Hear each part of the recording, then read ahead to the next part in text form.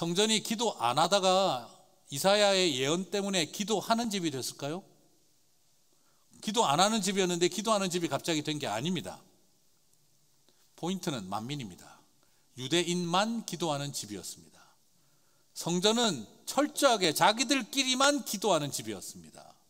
그런데 이사야가 예언을 다시 한 것입니다. 유대인만 기도하는 집이 아니라 이 집은 만민이 all nations,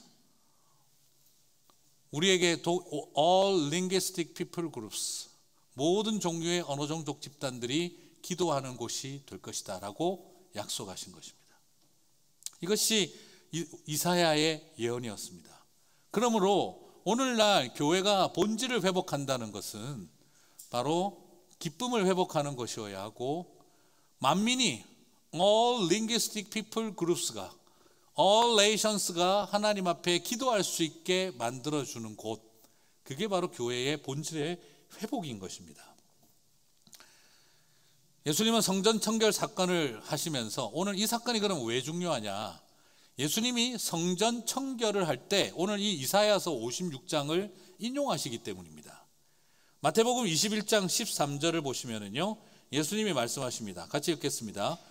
그들에게 이르시되 기록된 바 내 집은 기도하는 집이라 일컬음을 받으리라 하였거늘 너희는 강도의 소굴을 만드는도다 하시니라.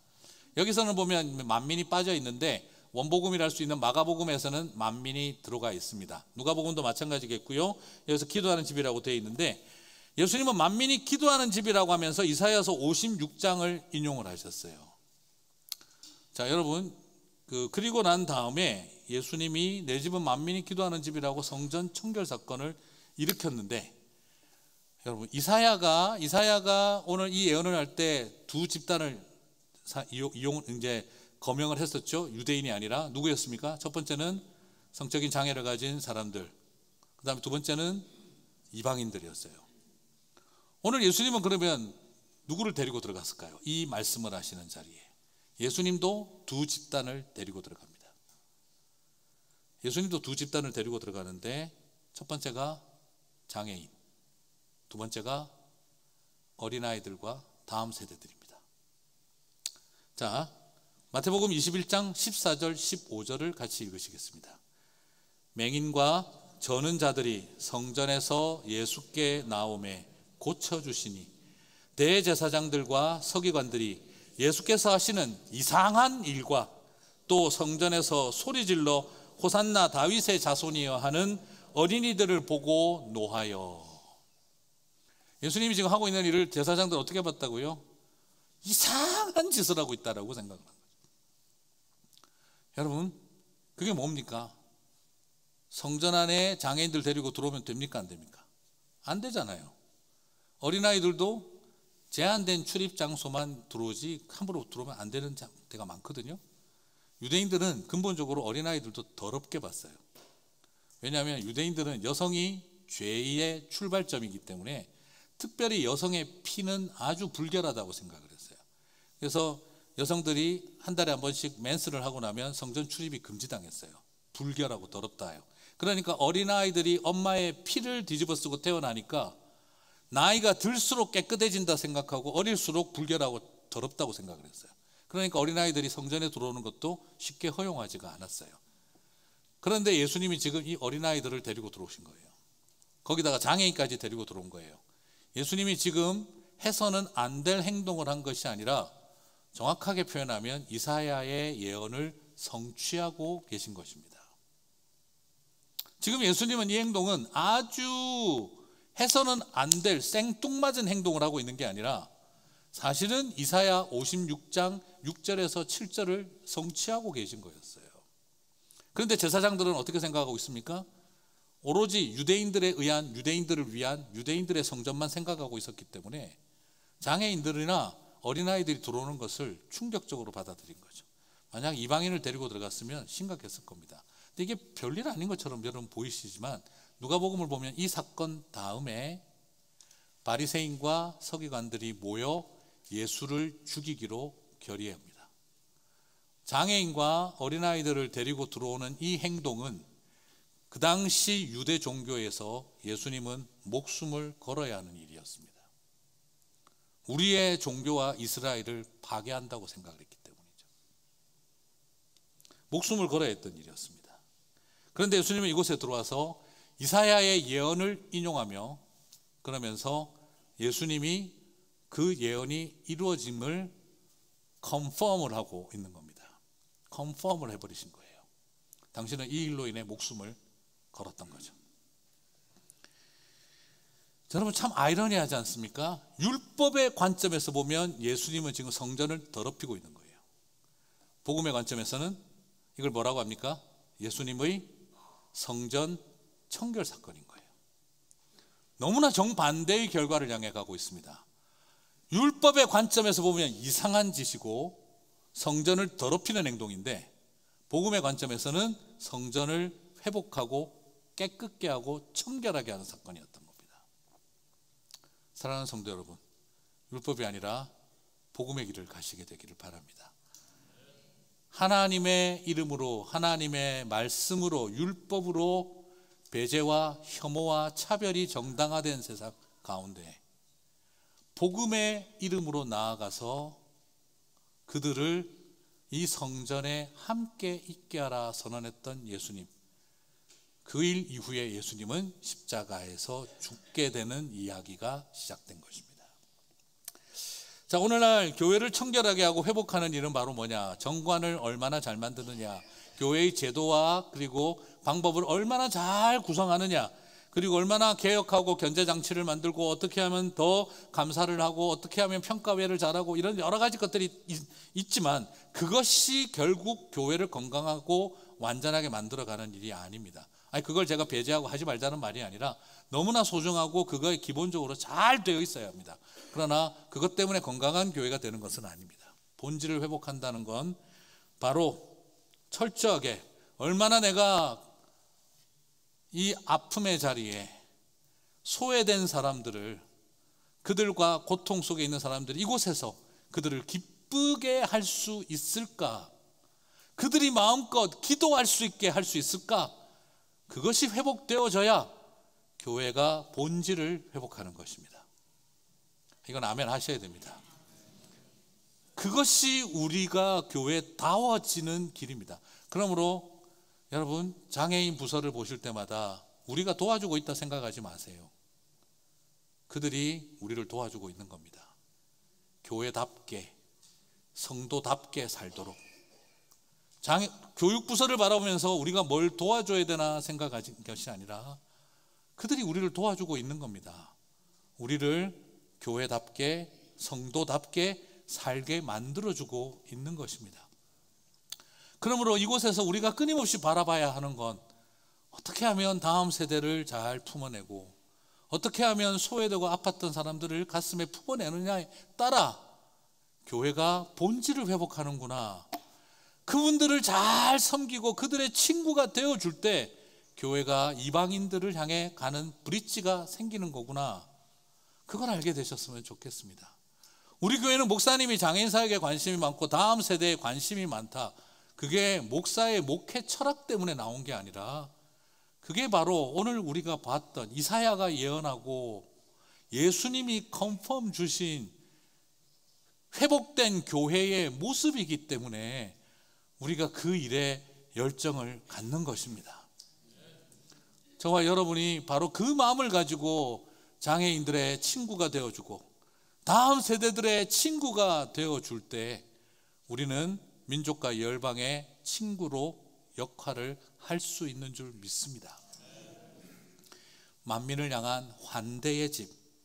그러므로 여러분, 교회는요, 릴리전이 아니라, 기독교는 릴리전이 아니라 릴레이션십입니다. 그래서 교회는 릴레이션십을 잃어버리면 교회가 아닙니다. 가장 중요한 것은 바로 그 관점을 회복하는 일입니다. 이방인들과 더불어 장애인들과 마주보고 다음 세대와 둘러 앉았을 때 그때 교회의 본질이 회복되는 겁니다. hospitality, 환대를 잃어버려서는 안 되고, relationship, 관계 형성을 잃어버려서는 안 되고, fellowship, 교제를 잃어버려서는 안 됩니다. 우리가 그 인티머시, 친밀함을 잃어버렸을 때 우리는 교회다움을 잃어버리는 것입니다. 그러므로 부탁드리고 싶어요. 나는 세계 선교에 관심이 많지 다음 세대 이런 거 잘 모르겠다. 그 크게 뭐가 잘못된 겁니다. 장애인 사역에 나는 장애인 사역 이런 건 나는 잘 관심 없다. 그건 크게 잘못된 겁니다. 오늘날 왜 이렇게 젊은 선교사가 없어? 선교지에 젊은 사람들이 안 가?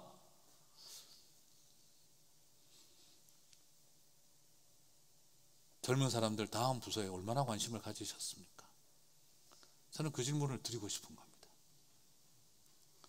그들에게 쏟아놓은 마음 하나도 없이 젊은 선교사가 어느 날 나오기를 바라는 건 그분들에게 선교사를 준비할 수 있도록 어떤 투자와 관심도 갖지 않았는데 젊은 선교사들이 나오기를 바라는 건 죄송하지만 도둑놈 심보입니다.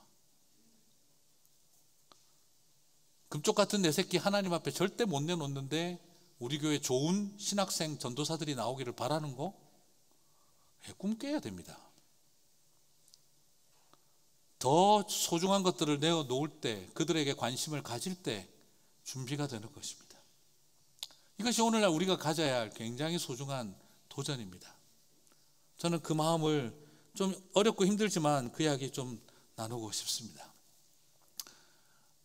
저희 그 티와나에 가면 키스박 선교사님이 계세요. 사실 제가 한 10년 동안 이야기를 안 했는데 이제 좀 드리려고 합니다. 키스박 선교사님은 제가 개인적으로 ANC 온누리 교회에 있을 때 제가 봤던 최고의 2세 고등부 사역자였습니다. 제가 미국 가서 봤던 사역자들 중에 이런 2세가 있나 할 정도로 제가 존경을 할 정도로 탁월한 사역자였습니다. 말씀뿐만 아니라 헌신, 그리고 제가 교회 섬기면서 매일마다 2세가 새벽 기도 나와서 애들 이름 불러가며 기도하는 거 처음 봤습니다.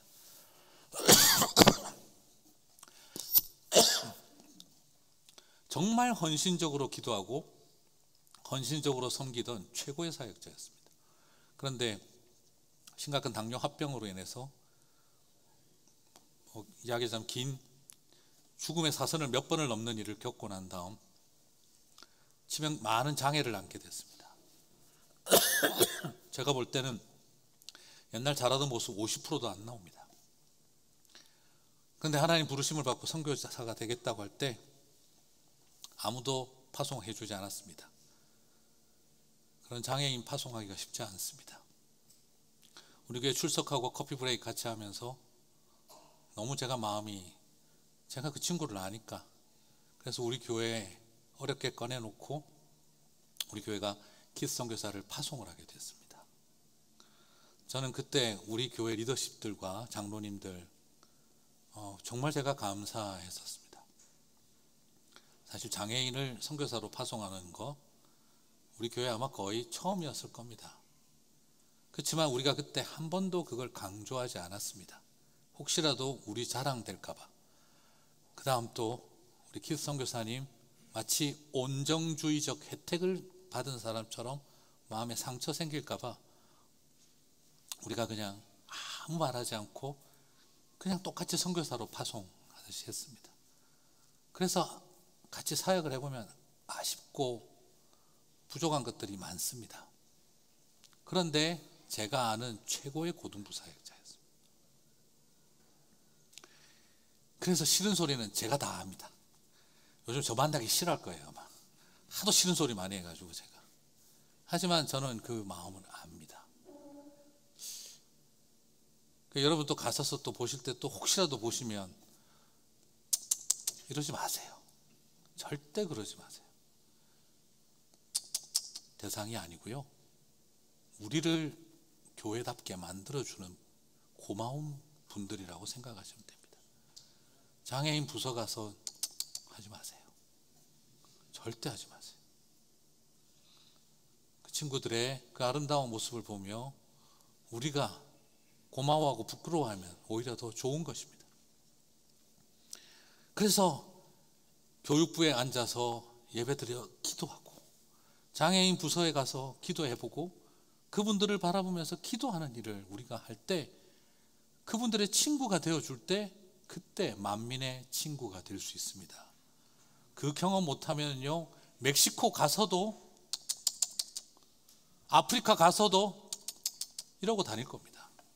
그분들의 친구가 되고 우리가 역할을 뭘 해야 될지를 바로 알아가는 일들을 가르쳐 주려고 우리 안에 형제 자매들이 있는 것입니다. 맞아요. 그게 중요합니다. 그래서 저는 부탁드리고 싶습니다. 먼저 친구가 되는 일부터 시작합시다.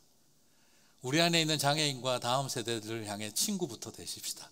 물론 친구 안 되실 겁니다. 그런데 친구 되셔야 됩니다. 계속 그 생각 들 거예요. 내가 네 친구냐 이놈들아, 막 이 생각이 드실 거예요. 네. 그런데 그렇게 되셔야 돼요. 여러분, 우리 교육부서에 친구가 되어주는 할머니 할아버지들이 나오셔야 됩니다. 장애인 부서에 친구들이 되어주는 할머니 할아버지, 아버지 어머니들이 계셔야 됩니다. 장애인 부서 가서 목사 장로 이런 거 중요하지 않습니다. 친구가 되어줘야 됩니다. 교육부서에 가서 I'm senior pastor of this church, come here, 이렇게 안 합니다. 친구가 되어줘야 합니다. 거기서는 장로, 집사, 권사 다 필요 없습니다. 친구가 되어줘야 합니다. 그것이 선교의 출발입니다. 만민이 기도하는 집의 출발입니다. 여러분, 저도 신학교 가서 제가 목사가 되고 나서 제가 예수님을 잘 모셔야겠다 이 생각을 했어요. 예수님을 잘 모셔야겠다. 그리고 예수님한테 많이 배워야겠다. 그러니까 좀 지나니까 피곤해서 죽겠더라고요. 아니, 목사님이 저러면 안 되지. 목사님이 하나님을 잘 모시고 하나님한테 잘 배워야지. 예수님한테 왜 피곤하다 저런 소리를 설교 시간에 할 수가 있어. 근데 해보니까 피곤해 죽겠어요. 모시려고 하니까. 무슨 말인지 여러분 이해하실 겁니다. 네. 그래서 아들과 딸이 힘든 겁니다. 우리를 모시고 살아야 되니까. 그래서 며느리하고 사위가 죽으려고 하는 겁니다. 모시고 살아야 되니까. 맨날 나만 보면 잘 배우라 그러니까 엄마한테 똑바로 배워라. 엄마한테 그것도 안 배우고 왔냐? 시어머니한테 배워라. 막 이러고 있으니까 애들이 미치는 거예요. 나도 피곤하고 애들도 피곤하고 같이 피곤해지는 겁니다. 주님한테 자꾸 잘 모시고 살려고 하니까 피곤해 죽겠어요. 잘해야 되고 빈틈 없어야 되고. 어느 날 주님 너무 힘드네요 하니까 예수님 제 마음에 마음 주시더라고요. 병주야, 나는 너의 학습의 대상과 종교적 숭배의 대상이 아니라 나는 네 친구하고 싶다. 나는 너의 친구가 되어주고 싶다. 왜 자꾸? 그리고 가만히 생각해 보니까 맞아요. 우리 교회 부목사님들이 저를 잘 모시려고 그러면 자기도 힘들고 저도 힘들어요. 저는 목사님 존경합니다. 목사님 너무너무 제가 존경합니다. 이러고 있으면 제가 그 앞에서 트림을 하겠습니까? 빵꾸를 깨겠습니까? 화장실에 가겠습니까? 뭐 말 한마디 실수라도 하겠습니까? 얼마나 신경 쓰이겠어요, 그냥. 저는 목사님에게 많은 걸 배우러 왔습니다. 그럼 제가 할 말이 없어요. 항상 앉아서 거룩한 말, 좋은 말, 의미 있는 말, 깊이 있는 말, 같이 앉아가지고 밥 먹으면서 돌아가시겠네 이런 이야기 못하는 거예요. 나도 때로는 때려치우고 싶다 막 이런 이야기 어떻게 합니까? 믿음으로 이기며 견디며 성도들을 가슴에 품고 맨날 이런 이야기만 해야 되는데 저도 힘들어요. 김도영 목사님이 14년 동안 저를 모시고 살라 그랬으면 지금 돌아가셨을 겁니다. 중요한 건 친구, 장로님들도 마찬가지입니다. 권사님도 마찬가지입니다. 저는 우리 목사님을 잘 보필하는 사명을, 그 장로님 피곤하고 저도 피곤합니다. 목사님 우리를 잘 지도 편달해 주시고 가르쳐 주십시오. 장로님도 피곤하고 저도 피곤합니다. 그냥 힘들고 어려웠던 이야기 끄집어내고 친구처럼 살면 되는데 왜 그렇게 다들 그렇게 사는지. 그리고 짧은 인생이지만 55년 살아보니까 잘 모시겠다는 사람들이 좀 지나고 나니까 무시하더라고요. 잘 배우겠다는 사람들이 좀 지나니까 가르치려고 들더라고요. 그런데 정말 인격적으로 친해지고 깊어지니까 안 가르쳐도 서로 배우고, 모시고 안 살아도 서로 존중하고 배우더라고요. 그래서 중요한 건 잘 배우고 싶다는 사람, 잘 모시겠다는 사람이 아니라 친구 되고 싶다 하는 사람들이 배우고 존중하게 되더라는 거죠. 여러분, 주님은 그래서 릴리즌을 만드신 게 아니라 복음은 릴레이션십을 만든 것입니다. 주님은 울타리를 걷어버리셨는데 우리가 바리케이트 치고 있으면 안 됩니다. 금과 선을 긋는 데 익숙해지지 말고 담벼락을 무너뜨리고 다리를 세우고 금과 선이 뚜렷한 곳에 꽃을 심고 나무를 심으면서 평화의 띠를 만들어가는 것이 더욱 지혜로운 삶입니다. 율법은 그들을 내쫓았지만 복음은 그들에게 임시 출입증을 주신 게 아니라 거소증을 넘어 영주권을 넘어 시민권을 주셔서 이 집은 너의 집이다 라고 말씀해 주신 것이죠. 말씀을 마무리 짓겠습니다. 오늘 설교를 마무리 지으면서 다음 세대를 우리가 잘 품어, 장애인들을 잘 품어 그들의 친구가 되어줘서, 여러분, 장애인들의 친구가 되어주면 주는 사람들이 민족과 열방의 친구가 되는 것이고, 다음 세대 자녀들의 친구가 되어주는 어른들이 민족과 열방의 친구가 되는 것이죠. 그래서 제가 가만히 생각하면서 제 생각이 많이 바뀌었습니다. 아유, 참 내가 너무 쓸데없이 아버지 노릇하려고 하다가 실패했구나. 아버지 학교가 잘못했다는 말이 아니라 아버지 학교에 가서 제가 잘못 배우고 온 거죠. 괜히 아버지 학교에 가서 내가 아버지입니다 막 너무 이라고 와가지고 너무 아버지 되려고 했다가 망쳤어요. 친구가 필요했는데 우리 애들한테. 그래서 참 바보짓을 했구나. 제가 그런 후회가 많이 생기더라고요. 저보다 좀 더 젊은 분들은 제발 청소년기 애들 있으면 아버지 되려고 하지 마세요. 제가 세미나 할 때 말씀드렸죠. 막내 외삼촌, 어른 같지도 않은데 어른인 어른이긴 한데 어른 같지 않은 존재, 막내 외삼촌이잖아요. 그냥 그 정도 선에서 끝내시면 돼요. 친구까지 못 가도. 제가 참 많은 생각을 했어요. 그리고 나서 이번에 친구처럼 되고 싶은 이 생각을 하다가 제가 저희 아이들 이름 지을 때 생각이 났습니다. 여러분, 아이들 이름 지을 때 피곤하셨습니까? 행복하셨습니까? 참 행복했죠, 그죠? 이름 지을 때 얼마나 행복했는지. 제가 특히나 동사무소나 이런 데 방문하는 거 정말 싫어했거든요. 그런데 출생신고서 적어가지고 동사무소 가는데 밤에 잠이 안 오더라고요. 가슴이 설레가지고. 그 가기 싫은 동사무소에 내가 가슴이 설레다니, 이게 웬일인가. 아들내미 딸내미 이름 들고 가니까 가슴이 설레더라고요. 아버지하고 같이 앉아서 제가 이름 지으려고 아는 성경 구절 다 꺼내놓고 다 읽어봤습니다. 제 평생에 그렇게 성경을 빨리 읽어본 적이 없어요. 일독이 그냥 되더라고요. 그렇게 힘든 성경 일독이 바로 되더라고요. 막 성경 구절에서 이름 하나 찾으려고 하니까. 요즘은 뭐 하랑이, 예랑이, 하은이 이름, 그런 이름 따서 많이 하는데 제 때는 그게 아니라서 성경 구절을 가지고 한자말로 만들어 보려고 성경 다 읽다가 이사야서 60장 1절 일어나 빛을 발하라. 이거 가지고 애들 이름 지어야지. 그래서 저희 집 통합 명칭은 송발광입니다. 발광, 빛을 발하라. 근데 그렇게 할 수는 없고, 그래서 옥편에서 제가 아는 한자는 다 뒤집어서 찾았습니다.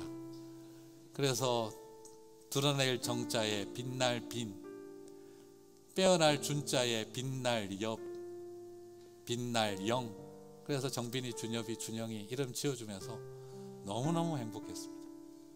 옥편 뒤지고 성경 읽느라 가만히 나중에 이름 딱 적어놓고 보니까 하루 종일 굶었더라고요.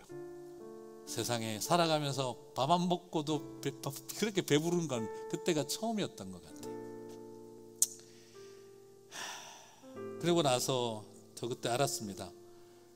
살아가면서 인생 글자 2개에 이렇게 많은 의미를 담을 수도 있다는 것. 아내에게 사랑이라는 말을 쓸 때 이후로 처음이었다는 걸 제가 느꼈습니다. 그때 이름 짓고 그런 기도 드렸었습니다. 하나님, 이 아이들의 이름이 신문과 뉴스에 나오는 자랑거리 되지 않아도 좋습니다. 보석처럼 빛이 나고 눈이 부시게 광채나지 않아도 좋습니다. 자식이면 되지 자랑될 필요는 없습니다. 이 이름을 제가 불러줄 때 그저 나를 쳐다보고 지금처럼 환하게 웃어만 주면 저는 충분합니다. 그리고 아버지 하나님께서 따뜻하게 불러주시는 이름이었으면 좋겠습니다. 아이들의 이름을 지으며 아담과 하와의 이름을 지으신 아버지의 마음을 생각합니다. 아들을 예수라 하라 하셨던 아버지의 마음을 생각합니다. 십자가에서 아버지 부르던 아들의 외마디 비명을 입술을 깨물고 침묵하신 하늘 아버지의 마음을 생각합니다. 참 신기하죠. 단 두 글자에 이렇게 많은 의미를 담고 인생을 담을 수 있다는 것이 경이롭고 신비롭습니다. 이 이름에 저의 웃음과 저의 눈물을 담았습니다. 아니, 제 인생 전부를 담았습니다. 아버지, 제 이름은 잊으셔도 좋으니 이 아이들의 이름은 잊지 말아 주십시오. 아버지, 제 이름은 생명책에서 지워져도 좋으니 얘들 이름은 생명책에 꼭 기록되게 해 주십시오. 영존하시는 아버지시며 아들이신 예수님의 이름으로 기도합니다. 제가 그때 그렇게 고백했던 기도가 생각이 났습니다. 요즘은 쳐다보면 어느 틈에 따뜻하게 이름을 잘 안 부르는 것 같아요. 송정빈, 송준엽이 막 저도 모르게 짜증과 분노가 쌓여 있는, 근데 하나님께서 제 마음에 그 마음을 주시더라고요. 환하게 웃으면 되지 않았었냐, 따뜻하게 불러주라고, 그냥 따뜻하게 불러주라고. 그리고 험하게 불렀던 이름이 아니라 따뜻하게 불러줘라. 늦은 것처럼 보이지만 걱정하지 마라. 꼭 세컨드 찬스, third chance, 그리고 아무리 없다 해도 반드시 너희들에게 라스트 찬스를 줄 거다. 저는 그 마음이 하나님 저에게 주셨던 마음이었습니다. 그래서 늦었지만 이제 친구처럼 좀 되어보고 싶다 하는 마음을 가져봅니다. 사랑하는 성도 여러분, 그 마음 회복하는 연습 이곳에 시작하면서 우리 교회 안에 그 아름다운 이야기가 만민을 향한 기도의 집으로, 그들을 기쁘게 만들어주는 집으로 세워져 가게 되기를 주님의 이름으로 축복합니다.